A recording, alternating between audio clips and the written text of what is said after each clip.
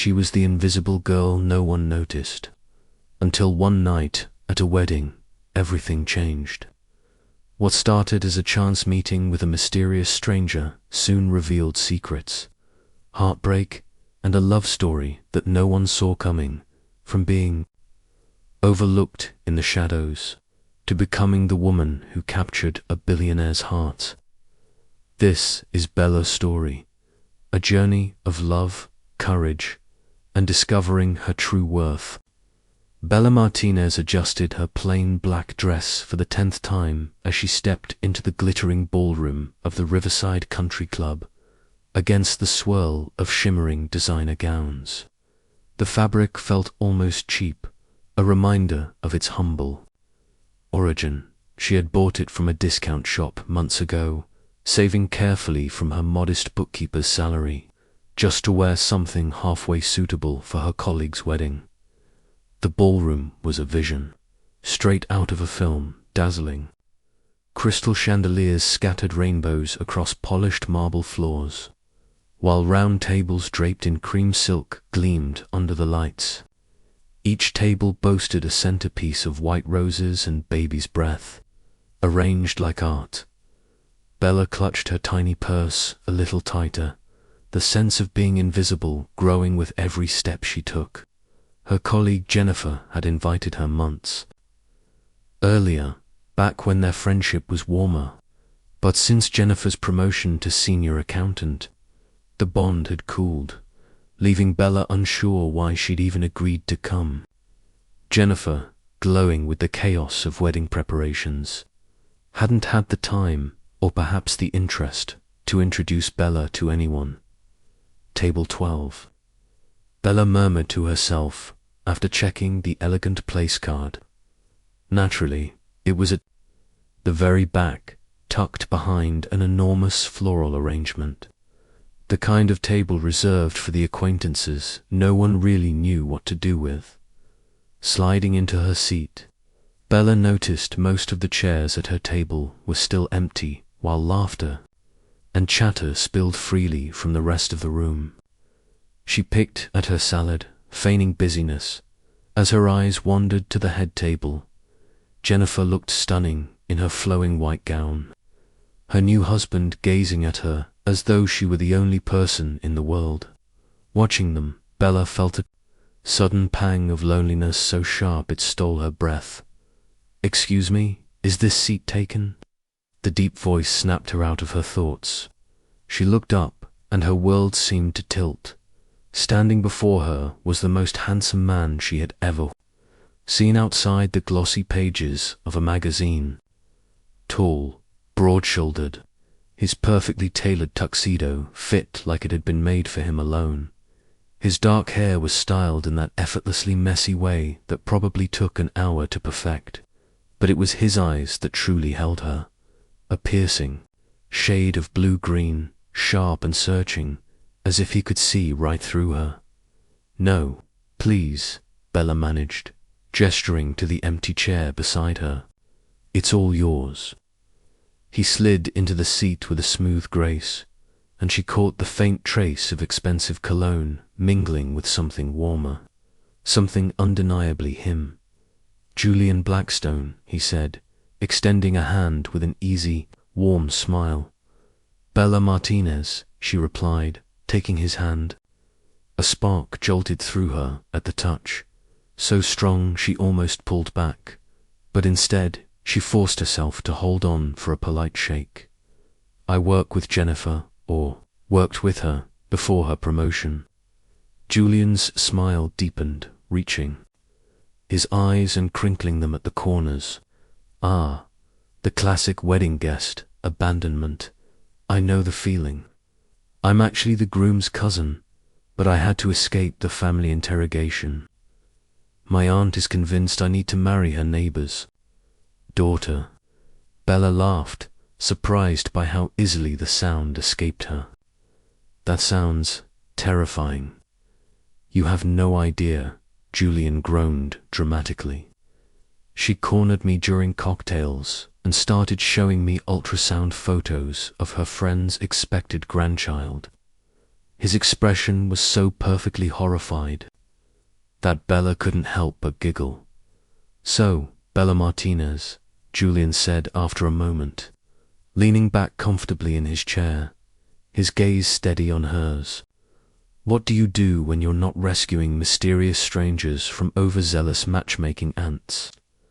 "I'm a bookkeeper at a small firm downtown," Bella admitted, a little shy but oddly at ease with him. "Nothing glamorous. Mostly making sure numbers add up and chasing down receipts." "Numbers are the foundation of everything," Julian said without hesitation, his voice tinged with genuine admiration. "Without people like you, businesses would collapse. What you do is incredibly important."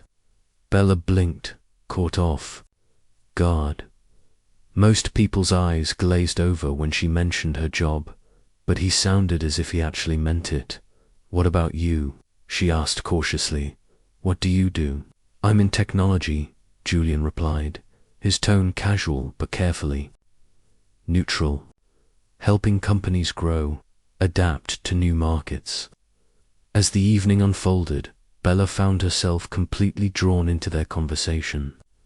Julian was intelligent, quick-witted, and genuinely attentive. He asked thoughtful questions about her life and seemed interested in every answer. When she mentioned her love of reading, his whole expression lit up, as though she'd touched on a secret joy they shared. "What's your favorite book?" Julian asked, leaning forward slightly, his eyes alight with genuine interest. "Pride and Prejudice," Bella admitted with a shy smile. "I know it's cliché, but there's something about the way Austen writes about love. It feels so real, so timeless." "Not cliché at all," Julian said smoothly. "Elizabeth Bennet is one of literature's strongest heroines. She never compromises who she is, even under incredible pressure and temptation." Bella blinked in surprise, staring at him. "You've read Austen?" "Guilty pleasure," Julian confessed with a sheepish grin. "My sister got me hooked in college. I ended up reading everything Austen ever wrote." Before Bella could respond, the band shifted into a series of slow songs. Couples drifted onto the dance floor, the soft glow of chandeliers shimmering above them. Bella watched with a mix of wistfulness and quiet contentment. Dancing had never been her strength, yet sitting here with Julian, she felt something different, like she belonged. "Would you like to dance?" Julian asked, almost as if he had read her thoughts. Bella hesitated, her pulse quickening. "I should warn you, I'm not very good at this." "Lucky for you, I am." His confident smile disarmed her as he stood and offered his hand. "Trust me." Against her better judgment, Bella placed her hand in his. The moment his arm slid around her waist, she felt as if she were weightless. He moved with effortless grace, guiding her through the steps until her nervousness melted away. "You're full of surprises, Bella Martinez," Julian murmured, his breath warm against her ear as they swayed. "So are you, Julian Blackstone," she replied softly, her gaze lifting to meet his mesmerizing blue-green eyes. When the song ended, Bella noticed a ripple of attention from around the room. Several guests were watching them, women whispering behind manicured hands, eyes darting toward Julian with expressions that spoke of recognition and respect. A flutter of unease stirred in her chest as they returned to their table. Bella finally asked the question gnawing at her. "Julian, what do you really do for work?" He paused, his fingers still loosely holding hers. "Try me," he said with a faint smile, though his tone carried a weight she couldn't quite place. Julian glanced around the ballroom, then leaned closer. His expression was careful, almost unreadable. "I run a technology company. We develop software solutions for businesses." But Bella caught the subtle hesitance in his voice, the way he deliberately downplayed it. There was more to Julian Blackstone than he was willing to admit. She couldn't ignore the details anymore. The gleam of the expensive watch on his wrist, the subtle way the waitstaff treated him with extra deference, the flawless tailoring of his tuxedo that spoke of money and status. "Are you someone important?" Bella asked quietly. Julian's expression shifted, his easy smile fading into something more serious. "Would it matter if I were?" The question lingered in the air like a challenge. Bella studied his face, seeing a flicker of vulnerability beneath the confident exterior. "I don't know," she admitted softly. "I guess it would depend on what kind of important." "The kind," Julian murmured, almost to himself, "that makes people treat you differently. The kind that makes genuine connections nearly impossible." The words struck her, not as boastful, but as weary, as if he carried the weight of it every day. As the evening wound down, Bella found herself reluctant to leave. The night had been magical in ways she hadn't imagined. Julian had made her feel seen, appreciated, interesting. For once, she hadn't felt invisible. "I should probably find Jennifer and say goodbye," Bella said as the band played its final song. "Of course," Julian replied, though he didn't step away. His gaze stayed fixed on her. Bella eyed. "Like to see you again." Outside of all this, he gestured around the glittering ballroom. Her heart skipped. "I'd like that too." Julian slipped his phone from his pocket, sleek. The latest model, impossibly expensive. "May I have your number?" She gave it to him, her fingers brushing his as he handed her phone back. The brief contact sent another spark racing up. Her arm, everything about Julian, his clothes, his watch, his phone, spoke of wealth and sophistication. Yet the way he looked at her made her feel anything but ordinary. "I'll call you tomorrow," Julian promised, his voice low, steady. "Tomorrow," Bella echoed, her pulse quickening as she turned to leave. She felt his eyes on her as she walked away, and when she glanced back, he was still standing by their table, watching her with an expression that was part longing, part hope. The night had begun with Bella hidden in the shadows, an invisible guest at the edge of someone else's fairy tale. But as she stepped out of the Riverside Country Club, she felt something shift deep inside. She felt like the heroine of her own story, and Julian Blackstone, mysterious, magnetic, and far from ordinary, might just be her Prince Charming still. A quiet voice whispered at the back of her mind. In real life, fairy tales were always more complicated than they appeared in books. Bella woke the next morning with butterflies fluttering in her stomach and Julian's business card resting on her nightstand like a promise. She had barely slept, replaying every glance, every laugh, every brush of his hand against hers. Somehow, the sunlight spilling through the cracked blinds of her tiny apartment window felt brighter, as if the whole world had shifted overnight.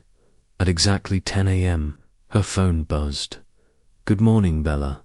I hope you slept better than I did." Julian's voice poured through the speaker, warm and rich, and she could practically hear the smile hidden in his words. "I'm not sure I slept at all," Bella confessed, curling into her couch with a grin. "Last night feels like a dream." "Then, let me prove it was real," Julian replied smoothly. "Have lunch with me today." Her heart skipped. "I'd love to, but I have to work. Saturdays are always busy." "What time do you finish?" "Around 5. Perfect. I'll pick you up at 6. Dress casually." When the call ended, Bella sat clutching her phone, her cheeks flushed. The rest of the day passed in a haze. of distraction. She made mistakes she never made, mixing up receipts and misplacing numbers. "You're glowing," her boss, Mrs. Chen, remarked knowingly, peering at her over a stack of invoices. "Who is he?" Bella's lips curved helplessly into a smile. "Someone I met last night. Someone incredible." By the time 5 o'clock struck, her nerves were a tangled mess. She rushed home, changed twice, finally settling on simple jeans and a soft blouse, then paced her tiny apartment until headlights flashed outside. At exactly 6, a sleek black car pulled up at the curb. Bella hurried down, smoothing her hair, then faltered. The man behind the wheel wasn't Julian. Miss Martinez. The driver stepped out crisply. "I'm Robert, Mr. Blackstone's chauffeur. He's waiting for you." Bella blinked. "Chauffeur?" Robert gestured politely. "He's in the back." Her heart hammered as she slid into the back seat. The car's interior was nothing like the beat-up sedans she was used to. It was pure luxury. Supple leather seats, a built-in bar, softly glowing lights, even sleek technology she didn't recognize. Julian sat there casually in dark jeans and a tailored button-down shirt, looking effortlessly refined. That same warm smile lit his face, but now Bella saw him differently. His ease, his presence, the details she had overlooked before, they all whispered of wealth, real wealth. "You have a driver?" Bella asked, settling beside him. "I do," Julian answered simply, as if it were the most natural thing in the world. His gaze flicked to hers, unreadable. "Is that a problem?" Bella studied him, her pulse quickening. "No, I'm just trying to figure out who you really are." Julian's smile faded into something quieter, almost guarded. "That," he said softly, "is the one question most people never bother to ask." Julian took Bella's hand, his thumb brushing soft, reassuring circles against her palm. "I'm the same man who sat with you at table 12 last night," he said quietly. "Everything else, those are just details."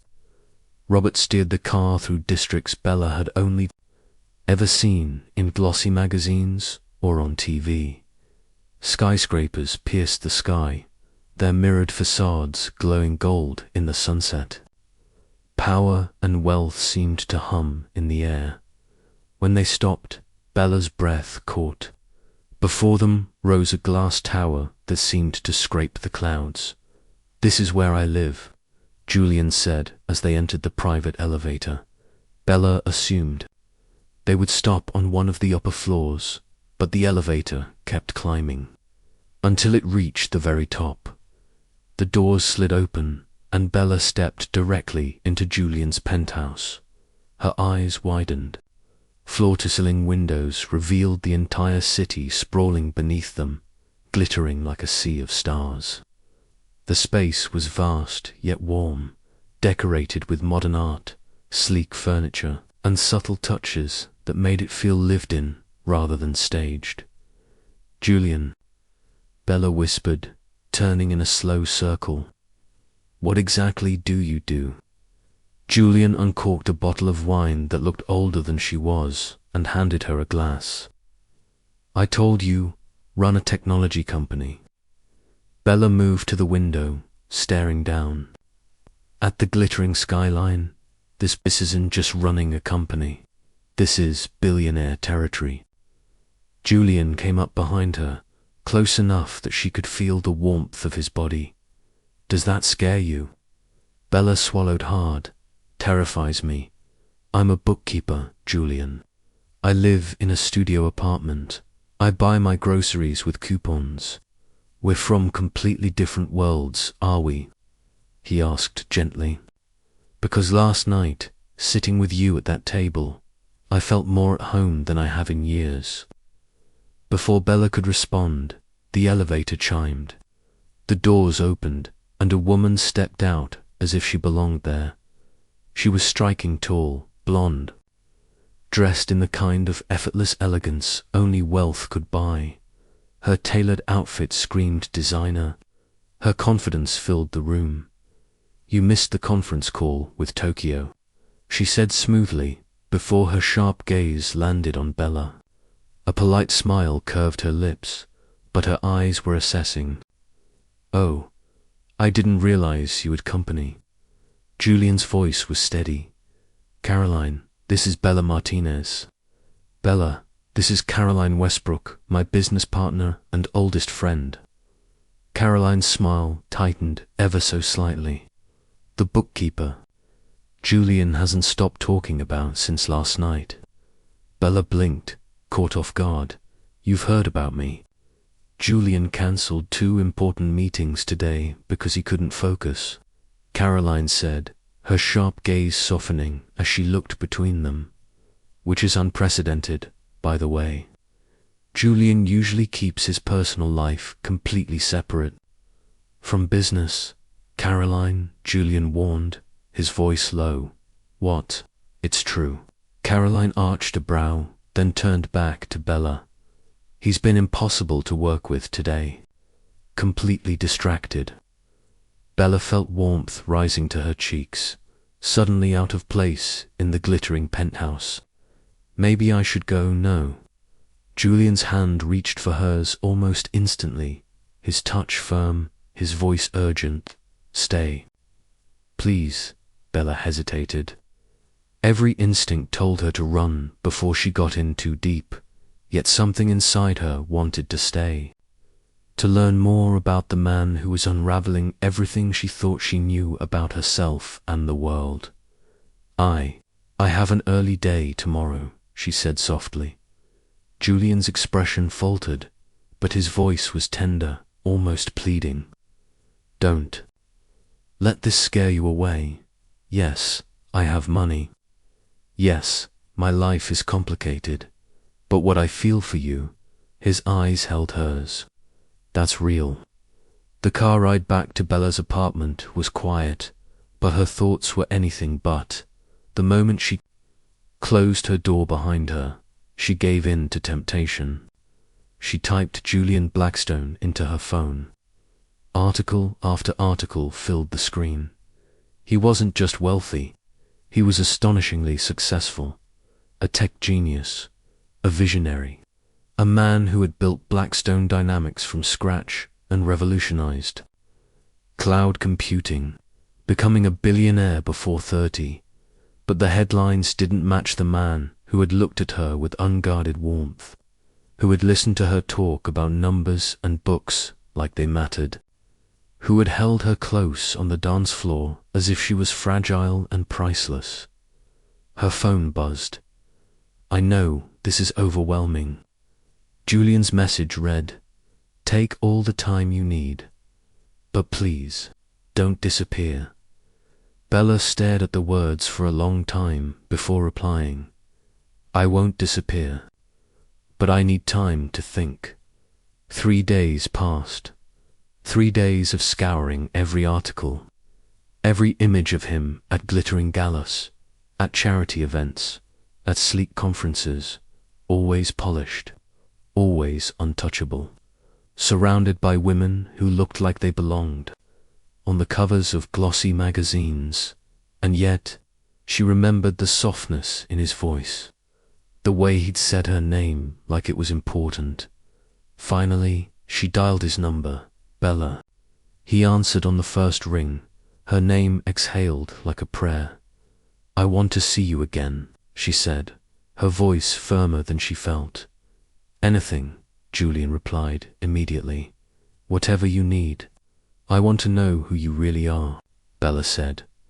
"Not the version in the papers, not the careful answers. You, the real Julian Blackstone." There was a pause. Then his voice dropped to a steady promise. "Then come away with me. Just us. No press, no obligations, no interruptions." When Julian picked her up that weekend, It wasn't in the sleek chauffeured car with tinted windows. It was in a modest sedan, worn in but clean. He drove himself, and when Bella slid into the passenger seat, she realized he wasn't just offering her an escape, he was offering her a glimpse of the man behind the empire. He wore jeans and a simple sweater, and for the first time since the wedding, he looked like just a man instead of a mogul. They drove 2 hours north to a small cabin by a quiet lake, rustic and charming in its simplicity. I bought this place when I needed somewhere to disappear, Julian explained as they carried their bags inside. No internet, no cell service, no connections to the outside world. The weekend unfolded like a dream. They cooked simple meals together, Julian admitting he was hopeless in the kitchen but eager to try. They hiked forest trails, Bella laughing as Julian tripped over roots, his perfect composure cracking into boyish charm. At night, they sat on the old wooden dock, watching the lake glow under the sunset. I never wanted the spotlight, Julian confessed, his voice soft against the sound of lapping water. I fell into technology because I loved solving problems, but then it grew into something bigger than I ever imagined. Do you regret it? Bella asked, curled against his side. I regret how isolated it made me, Julian admitted. I regret that I stopped trusting people's motives. He turned, cupping her cheek gently. But not this, not you. With you, I remember what it feels like to be human, instead of a brand. That night, under a blanket of stars, Bella realized she was falling in love, not with the billionaire, not with the empire, but with the man who admitted he was afraid of thunderstorms, who sang off-key while making coffee, who looked at her like she was the answer he had been searching for all along. When they returned to the city, Bella knew there was no going back. She was in love with Julian Blackstone, completely, irrevocably, but loving him meant stepping into a world that felt as foreign and intimidating as another planet. 6 months later, Julian brought her back to the same cabin by the lake, but this time, as they walked toward the dock, Bella stopped in her tracks. The entire dock had been transformed. Hundreds of twinkling lights wrapped around the posts, their reflections shimmering across the water. White roses lined the edges, their fragrance carried by the cool evening breeze. Julian turned to her, his eyes brighter than the lights, his voice trembling just slightly. 6 months ago, I brought you here to show you the real me. Tonight, I'm asking if you'll be my forever. And then he dropped to one knee, the sun setting behind them in a blaze of gold and rose. Bella Martinez, he said, holding out a velvet box with a diamond that caught the last rays of the fading sun. Will you marry me? I was going through the motions of my life, Julian confessed, his voice unsteady with emotion, successful but empty. Then you walked into that wedding reception, and everything changed. Bella's hands flew to her mouth, tears spilling before she could stop them. You make me want to be the man I see reflected in your eyes, Julian continued, his gaze unwavering. You make me believe in love, in partnership, in building something beautiful together. He opened a small velvet box, revealing a ring that sparkled brilliantly, but carried an elegance that spoke more of meaning than wealth. Bella Martinez, Julian whispered, will you marry me? Yes, she breathed. Then louder, with laughter and tears mingling. Yes, of course, yes.